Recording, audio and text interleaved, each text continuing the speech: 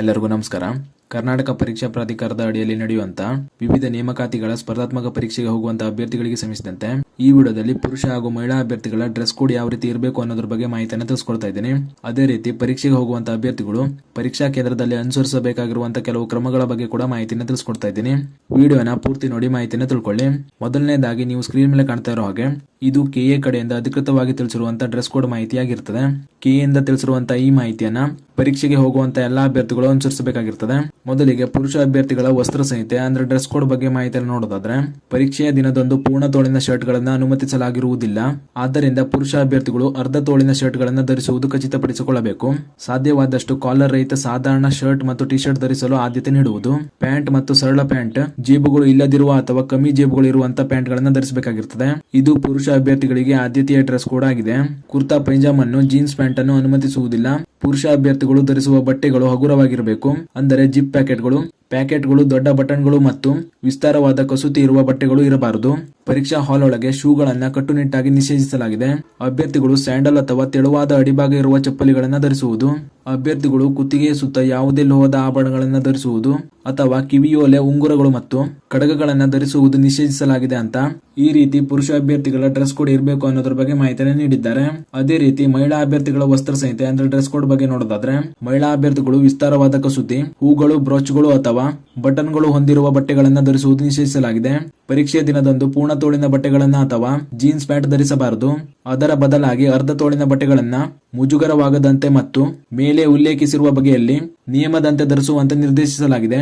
ಎತ್ತರವಾದ ಹಿಮ್ಮಡಿಯ ಶೂಗಳನ್ನ ಅಥವಾ ಚಪ್ಪಲಿಗಳನ್ನ ಮತ್ತು ದಪ್ಪವಾದ ಅಡಿಭಾಗ ಹೊಂದಿರುವ ಶೂಗಳನ್ನಾಗಲಿ ಅಥವಾ ಚಪ್ಪಲಿಗಳನ್ನಾಗಲಿ ಧರಿಸಬಾರದು. ತೆಳುವಾದ ಅಡಿಭಾಗ ಹೊಂದಿರುವ ಚಪ್ಪಲಿಗಳನ್ನ ಧರಿಸುವುದು ಕಡ್ಡಾಯವಾಗಿರುತ್ತದೆ. ಮಹಿಳಾ ಅಭ್ಯರ್ಥಿಗಳಿಗೆ ಮಂಗಳಸೂತ್ರ ಮತ್ತು ಕಾಲುಂಗರಗಳನ್ನು ಹೊರತುಪಡಿಸಿ ಉಳಿದ ಯಾವುದೇ ರೀತಿಯ ಲೋಹದ ಆಭರಣಗಳನ್ನು ಧರಿಸುವುದು ನಿಷೇಧಿಸಲಾಗಿದೆ. ಹೀಗೆ ಈ ರೀತಿಯ ಡ್ರೆಸ್ ಕೋಡ್ ನ ಮಹಿಳಾ ಅಭ್ಯರ್ಥಿಗಳು ಅನುಸರಿಸಬೇಕಾಗಿರುತ್ತದೆ. ನಂತರ ಪರೀಕ್ಷಾ ಕೇಂದ್ರದಲ್ಲಿ ನಿಷೇಧಿತ ವಸ್ತುಗಳ ಪಟ್ಟಿಯನ್ನು ನೋಡೋದಾದ್ರೆ, ಡ್ರೆಸ್ ಕೋಡ್ ಅನ್ನ ಅನುಸರಿಸುವುದರ ಜೊತೆಗೆ ಕೆಳಗೆ ಪಟ್ಟಿ ಮಾಡಲಾದ ಯಾವುದೇ ನಿಷೇಧಿತ ವಸ್ತುಗಳನ್ನ ಪರೀಕ್ಷಾ ಕೇಂದ್ರಕ್ಕೆ ತೆಗೆದುಕೊಂಡು ಹೋಗದಂತೆ ಅಭ್ಯರ್ಥಿಗಳು ಖಚಿತಪಡಿಸಿಕೊಳ್ಳಬೇಕು.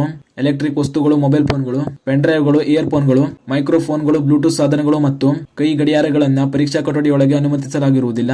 ತಿನ್ನಬಹುದಾದ ಪದಾರ್ಥಗಳನ್ನ ಪರೀಕ್ಷಾ ಕೊಠಡಿಯೊಳಗೆ ತರುವುದನ್ನ ಹಾಗೂ ತಿನ್ನುವುದನ್ನು ನಿಷೇಧಿಸಲಾಗಿದೆ. ಬಣ್ಣದ ಹಾಗೂ ಲೋಹದ ಕುಡಿಯುವ ನೀರಿನ ಬಾಟಲಿಗೂ ಸಹ ಅನುಮತಿ ಇರುವುದಿಲ್ಲ ಅಂತ ತಿಳಿಸಿದ್ದಾರೆ. ಪರೀಕ್ಷಾ ಕೇಂದ್ರದಲ್ಲಿಯೇ ಕುಡಿಯುವ ನೀರಿನ ವ್ಯವಸ್ಥೆ ಕಲ್ಪಿಸಲಾಗುವುದು.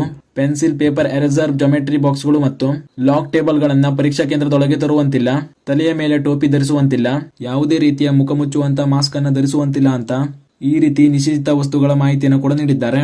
ನಂತರ ಪರೀಕ್ಷಾ ದಿನದಂದು ಅಭ್ಯರ್ಥಿಗಳಿಗೆ ಪರೀಕ್ಷಾ ಕೇಂದ್ರದೊಳಗೆ ತರಲು ಅನುಮತಿ ಇರುವಂತಹ ವಸ್ತುಗಳ ಬಗ್ಗೆ ಮಾಹಿತಿಯನ್ನು ನೋಡೋದಾದ್ರೆ, ಪ್ರವೇಶ ಪತ್ರವನ್ನ ಎಲ್ಲಾ ಅಭ್ಯರ್ಥಿಗಳು ಕಡ್ಡಾಯವಾಗಿ ತರುವುದು. ಸರ್ಕಾರದಿಂದ ಮಾನ್ಯವಾದ ಫೋಟೋ ಗುರುತಿನ ಚೀಟಿಯನ್ನು ತರುವುದು ಕಡ್ಡಾಯಗೊಳಿಸಲಾಗಿದೆ. ಪರೀಕ್ಷೆಯ ಕೊನೆಯ ಬೆಲ್ ಆಗುವವರೆಗೂ ಅಭ್ಯರ್ಥಿಗಳು ಪರೀಕ್ಷಾ ಕೊಠಡಿಯಿಂದ ಹೊರಗೆ ಹೋಗಲು ಅನುಮತಿ ಇರುವುದಿಲ್ಲ ಅಂತ ತಿಳಿಸಿದ್ದಾರೆ.